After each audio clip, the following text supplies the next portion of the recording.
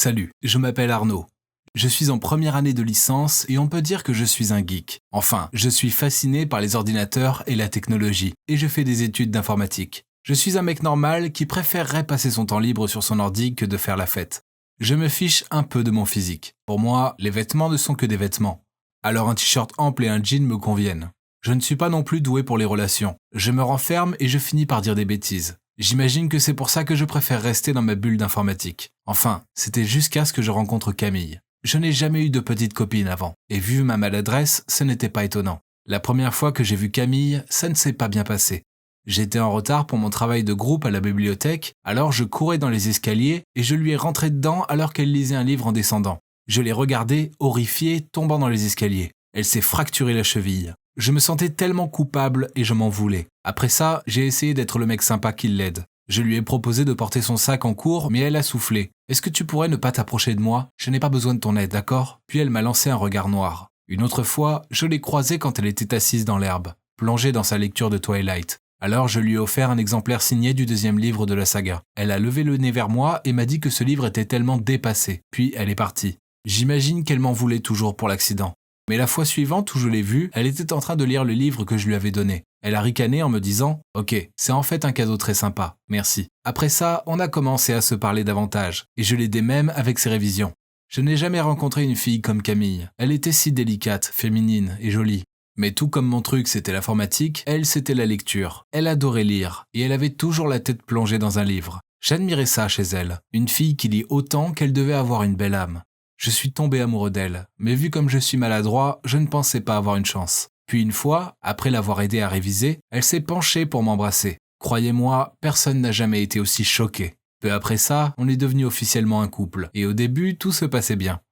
Mais Camille s'est mise à devenir de plus en plus accro à la lecture. Elle adorait les romances, des classiques comme Orgueil et Préjugés, aux histoires plus modernes comme Nos étoiles contraires. Elle les adorait tous. Il y avait des jours où elle était tellement prise dans ces mondes imaginaires qu'elle lisait du soir jusqu'au matin, et elle manquait même la fac car ensuite elle était trop fatiguée pour y aller. On allait beaucoup à la bibliothèque pour réviser ensemble.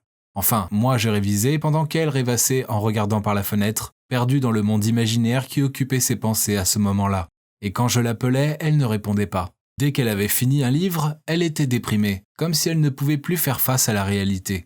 Quand elle a fini N'oublie jamais, elle se plaignait que je n'étais pas aussi beau et attrayant que Noah. J'ai tenté de l'ignorer, mais ensuite, elle a fini la lecture du deuxième livre de la saga À tous les garçons que j'ai aimés, et m'a crié que Peter prend non seulement soin de sa copine, mais qu'en plus il fait du sport et a des abdos. Elle m'a dit que je devrais me mettre au sport et arrêter de manger tant de chocolat. Bon, sa remarque était blessante. J'étais nul en sport et j'étais gêné par mon allure de gringalet. Alors, je me suis mise à aller à la salle de sport pour lui faire plaisir. Elle semblait s'en réjouir et a dit qu'elle était fière d'avoir un copain qui était à la fois sportif et bon étudiant, comme les mecs géniaux des romances. Mais honnêtement, je n'aimais pas vraiment faire du sport. Mon ami était dans l'équipe de basket, alors je lui ai dit que je voudrais participer. Oui, je détestais ça, mais Camille trouvait que c'était impressionnant. Pendant mon premier match, elle se tenait au bord du terrain et criait « Bébé, je t'aime, allez, je sais que tu peux le faire, chérie !» Ah mon Dieu, quel embarras!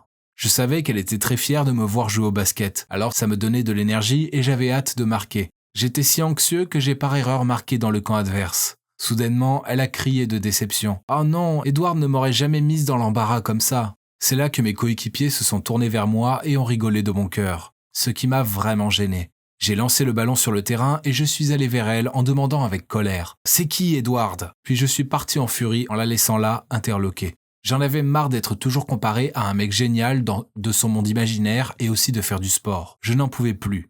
Plus je faisais du sport, plus je réalisais à quel point je détestais ça. Les algorithmes informatiques me manquaient. Non, je n'étais pas sportif. J'étais un geek excité à l'idée de passer la nuit à coder. Ce week-end-là, elle voulait sûrement se racheter. Alors elle m'a demandé d'aller au cinéma avec elle pour voir une comédie romantique. J'étais un peu calmé, alors j'ai accepté. Je suis allé chez elle pour la chercher et mon téléphone a sonné. C'était Camille qui me disait qu'elle avait lu toute la journée et qu'elle était maintenant trop fatiguée pour sortir. En plus, elle était à un point clé du livre et c'était trop difficile de s'arrêter là. J'étais furieux et je suis parti chez moi en furie.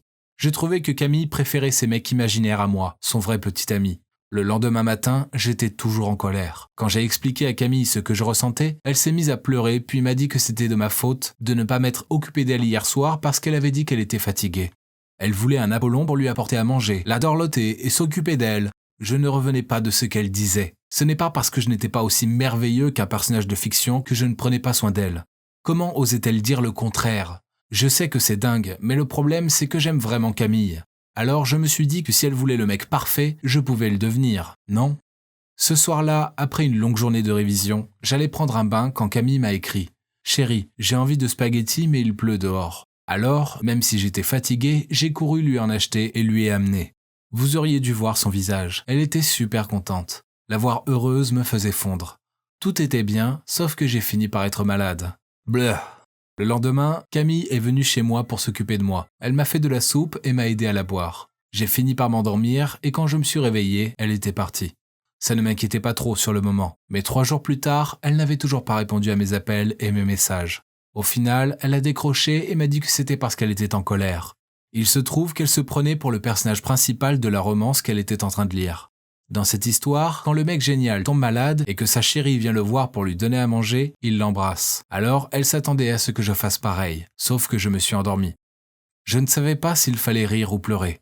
C'était dingue. Comment pouvait-elle attendre que je sois romantique quand je tentais de ne pas vomir? On a décidé de se voir dans un café et je lui ai dit ce que je ressentais. Je ne peux plus continuer comme ça. Je ne suis pas un beau mec sportif, charmeur et combattant. Je suis juste un mec normal. Accepte-moi comme je suis ou c'est fini. Elle s'est excusée et s'est mise à pleurer. Elle m'a dit qu'elle se laissait emporter par les histoires de ses livres, mais qu'elle ferait de son mieux pour être une meilleure copine. Une semaine passa et Camille semblait un peu mieux. Puis, une fois quand on était devant la fac, elle m'a montré ce mec de 2e année et m'a dit qu'elle allait le laisser lui faire la cour, car dans toutes les romances, le personnage principal féminin a souvent 2 mecs qui se battent pour elle. Si je pouvais être meilleur que ce Zach, alors ça prouverait que je l'aimais. Sinon, ça voulait dire que je ne l'avais jamais vraiment aimé. Quoi? Je restais bouche bée. Elle allait vraiment trop loin cette fois. Je lui ai dit que je ne jouais plus à ces jeux stupides, puis je suis parti en furie. Le lendemain, je l'ai vu parler avec ce Zach. Ce qu'il lui disait la faisait rire, et elle enroulait ses cheveux autour de ses doigts en ricanant. Bien, non seulement ce mec était beau, mais il était aussi charmant.